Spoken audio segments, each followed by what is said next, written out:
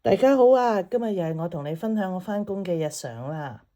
我呢有陣時候問病人呢，我都好希望佢哋可以同我一樣咁精準咁樣講出我問佢哋我想知道嘅嘢啦吓。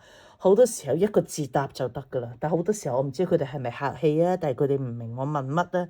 唉，大家都用廣東話，其實我唔係好明佢點解唔明咯。咁樣好多時候，或者佢哋太好人啦、怕醜啦，或者佢哋好想好 nice 啦。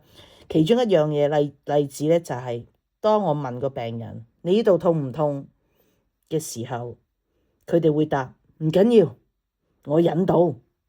咁我都唔知好嬲定好笑啦。咁我問你呢度痛唔痛，我就係想知道你嗰個痛點喺邊度啦，係唔係呢個位啦？咁你究竟你骨痛啊，定係筋痛啊，定係肉痛啊？我同埋我心諗，其實你都唔使忍啦。咁你係咪想我醫你㗎？痛啊，唔係用嚟忍㗎嘛，痛啊係用嚟處理㗎嘛。你幫我話俾我聽喺邊度痛，咁我咪快快脆脆幫你處理到，對症下藥咯。所以我奉勸大家，如果醫生問你嘅時候，唔好答非所問，同埋唔好兜好大個圈，因為有陣時候醫生佢哋真係冇咁好嘅心情，同埋亦都冇咁好嘅耐性同埋時間。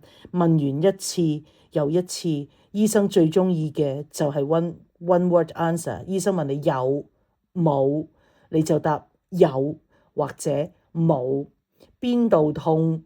你就要正確咁樣話俾佢聽嗰度痛，咁樣就會幫到醫生同埋啲醫護人員好多㗎喇。